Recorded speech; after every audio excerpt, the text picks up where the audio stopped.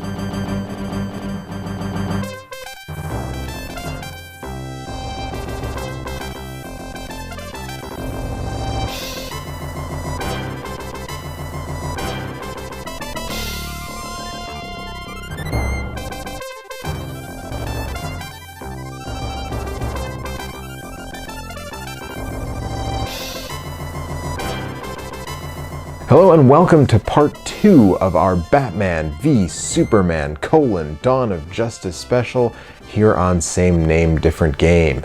Last episode we looked at several games based on the Adventures of Batman and Robin cartoon, and this episode we'll be taking a look at 5 games based around the Man of Steel, Kal-El, the Last Son of Krypton, Clark Kent, faster than a speeding bullet, more powerful than a locomotive, able to leap tall buildings in a single bound, Superman. So let's get started with a little history. Faster than a speeding bullet, more powerful than a locomotive, able to leap tall buildings at a single bound. Superman was created by Jerry Siegel and Joe Shuster in 1933. After several revisions, they sold the character to Detective Comics, and he appeared on the cover of Action Comics #1 in June of 1938. Since then, he has been a cultural force, ever present in the popular culture. In the 1940s, he was in cartoons, radio dramas, and film serials. In the 1950s, he was given a TV show, one of the first to be shot in color. Famously, in 1978, he was the star of the first modern, big-budget superhero movie portrayed by Christopher Reeve and Richard Donner's Superman, and that resulted in 3 sequels through the course of the 80s. In the 90s, there was a Superman cartoon based largely on the success of the Batman animated series, and there have been 2 movies in the last decade, with another on its way next month, as I'm sure you know. So with all that success, naturally comes video games, right? Well, right, but not in the same volume as Batman. According to MobyGames.com, there are 69 games based around Batman, and a paltry 18 based around Superman. Those numbers are even more ridiculous when you consider that neither of those numbers include Justice League games or games with multiple hero focus. But Superman did beat Batman to the video game arena by several years. The first game featuring Superman came out the same year as the Richard Donner film, 1978, and it was Superman for the Atari VCS, aka the 2600. At the time of the game's release, Warner both released the Superman film and was the owner of Atari. John Dunn at Atari was tapped to make this game. In an interview from November of 2000 with Game Chambers, Dunn said, "None of the VCS programmers really wanted to do it, so I agreed to take it on the condition that I be allowed to use the 4K ROMs. Until that time, all VCS games were made using 2K ROM chips. Superman was the first game to use a 4K chip, making it a landmark title." When the game starts, you're Clark Kent. You walk to the right and a bridge blows up. And after that, you duck into a phone booth and become Superman. From there, your task is to find the pieces of the bridge to put it back together, jail all of the crooks, then change back into your Clark Kent duds and walk to the Daily Planet. But be careful. One of the crooks is Lex Luthor, and he's using a flying machine. He'll take pieces of the bridge and move them around. He also has a helicopter in his charge out doing the same thing. And he's got some kryptonite floating around Metropolis, and if it touches you, you lose your superpowers until you touch Lois Lane. I'll be honest, I'm impressed. During the early going of the 2600, the order of the day was stuff like combat and breakout. Having this many goals and this many screens is pretty significant scope for a game of this vintage. And Superman can't be hurt, it's just a race against the clock. The lowest time is the highest score, and that seems weird, but for Superman, it works. My only problem with the game is that the map for it is big for a game of this era, and it doesn't flow the way you think it should. The screen with the bridge on it is the biggest issue. If you leave that screen by going up or down, you can't just go back the way you came. But once you get a sense of the game's geography, it's really not that bad. It's a little simple, but come on, this game is older than I am. And after that, it would be almost a decade until Superman returned to home consoles, but return he did in 1987 in Japan and 1988 in the United States, developed and published by Kemco. It's Superman for the Nintendo Entertainment System. Hey, what is this? That's not the Superman theme. That's a sort of weird Don't Sue Us imitation of the Superman theme. But get this. In the Japanese Famicom version, it is the Superman theme. But whatever, I can cope with that, it's a song. Let's get to the game.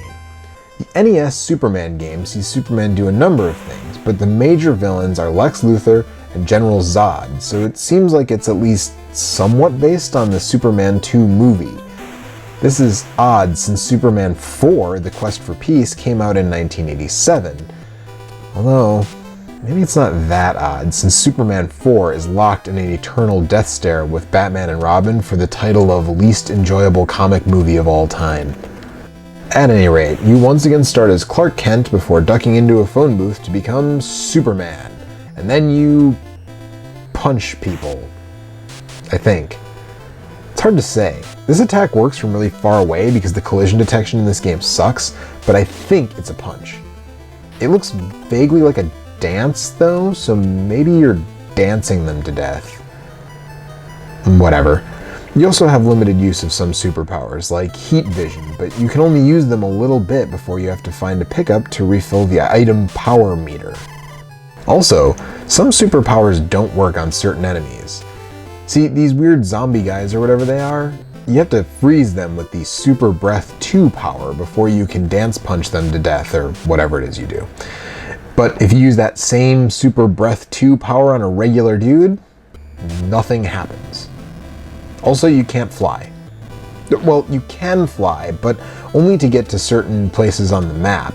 You can't just fly around the screen. This is a step backwards. In the Atari version, you could fly around all you wanted until you were depowered by kryptonite. Also in the NES game, just touching a normal human enemy hurts Superman. That's not super. That's the opposite of super. Bullets, too.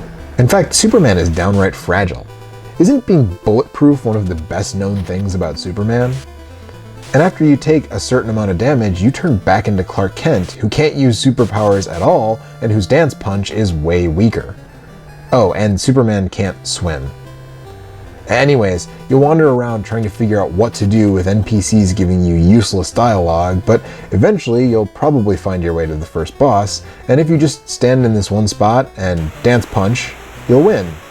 And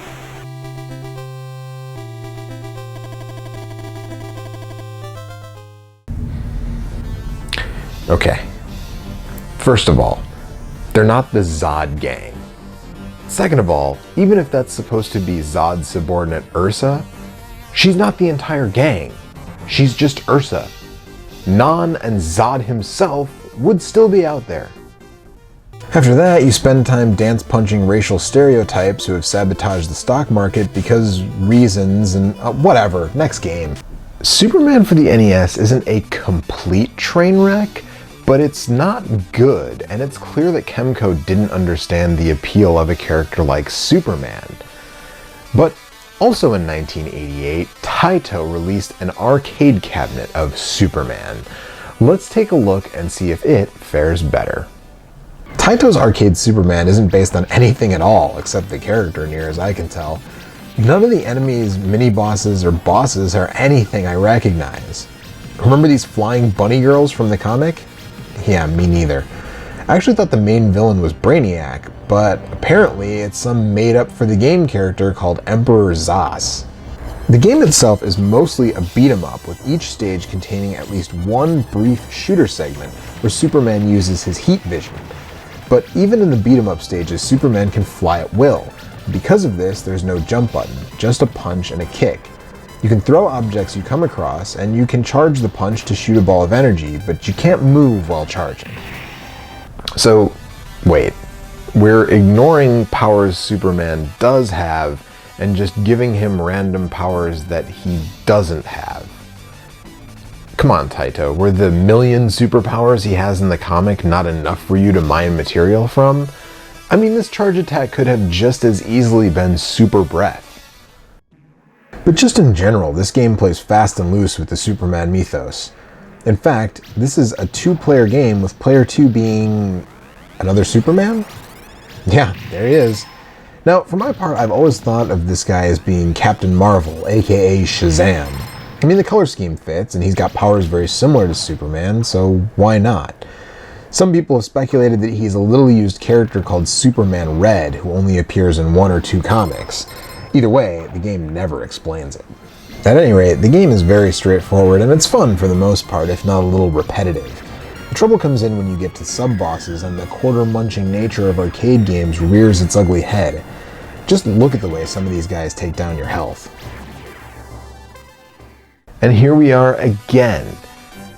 Some random 8-foot-tall lizard guy punching Superman shouldn't really faze him. I mean, he's not the total glass house he was in the NES game, but a few hits from certain enemies and old Kal-El is down for the count. The last thing I need to mention about this game is how badly it misunderstands geography. See, each stage is a different American city until the final stage, which is space. But my favorite moment comes in the Washington, D.C. stage. As you face the section's boss, what do you see in the background? Mount Rushmore. Mount Rushmore. Mount Rushmore is over 1,000 miles away from Washington, D.C. But anyways, Superman would fly back to home consoles 4 years later in 1992 with Superman on the Sega Genesis, developed and published by Sunsoft. Superman for the Genesis is also not based directly on any of Superman's other adventures, nor is it based on the Taito arcade game. It's a completely original adventure, and it's awful. Once again, you have no powers. Superman can punch things. When the meter in the lower right is full, he can punch things really hard. He can't fly or even jump particularly high, and as usual, everything hurts him. Enemies flood the screen, and many fly in patterns that are hard for Supes to avoid or combat. Oh, and to add to the frustration here, you only get 1 life and 2 continues. Only 1 time did I get past the first section of the first stage, and the second section is a flying stage, similar to the stages in the arcade game. Now here you can actually use your heat vision, but it doesn't help. Enemies attack from all over, and people are throwing stuff out of their windows at Superman. What? Why? Well, at least it looks good. What is the deal here? Sunsoft gave us a grip of Batman games, the worst of which is just okay, and the best of which is an all-time classic on its platform. But the Superman game? It's one of the worst games on the Sega Genesis. One of the worst games ever. And that's saying something. So we got 1 game left, and hopefully it will save some face for the last son of Krypton. It's Superman on the Nintendo Game Boy. Released in 1997 as a tie-in to the animated show, this game was developed and published by Titus, who was also responsible for Superman 64. A brief pause here to say that no, I'm not covering Superman 64. I have nothing to add to that conversation, the jokes have been made, the game sucks, let's move on. The game plays out as, what else, a side-scrolling action game, and Superman can, what else, punch people. He can also fly though, and some of the stages do actually take advantage of this, but as ever, Superman is not even close to invulnerable. Normal bullets damage him, and in some stages he can fall off the screen and lose a life. He can at least punch bullets back at enemies, but this is of little consolation. Flying in the opposite direction of Sunsoft's Genesis effort, this game is entirely too easy. Sure, some of the stages can be a little annoying, but they're all super short, so making progress isn't hard. Bosses are few and far between, but when they do show up, they're pushovers. In its worst moments, this game is frustrating because Superman's hitbox is gigantic, but in its best moments, it's just boring. You fly around and collect keys in most stages, while avoiding these floating grenades or whatever, and of course, punching dudes. Oh, and as you can see, the game is hideous. The Super Game Boy border is the best looking part, but the game itself is awful looking, especially for a game that came out 8 years after the hardware it's based on. This should have been top notch. What is the deal with these game designers? I mean, there are 13 other Superman games under various titles, and they all make the same mistakes that these games make. The common critique of the Superman character is that he solves problems by punching them, and in these games, that is 100% accurate. You punch everything. You almost never get to use Superman's powers, and when you do, it's rarely in an interesting or well thought out way. He's a total glass house. He can be killed by the most pedestrian of things. Like, what is happening in these game design meetings? Hey Fred, we're making a Superman game. Oh, awesome. Cool, boss. I'll get right on it. Are we gonna have him fly? Nah. What about using his super strength? Only to punch dudes. What? Yeah, make sure to have the levels as bland as possible. Yeah, but what about all his powers and his invulnerability? Like, we can do really cool stuff, like have bosses that are like puzzles where he has to use all his different powers to beat them, and like Brainiac could... No, forget all that. Just have him punch everything. Get the code to me by Tuesday. Alright, yeah, real good. I got a tea time.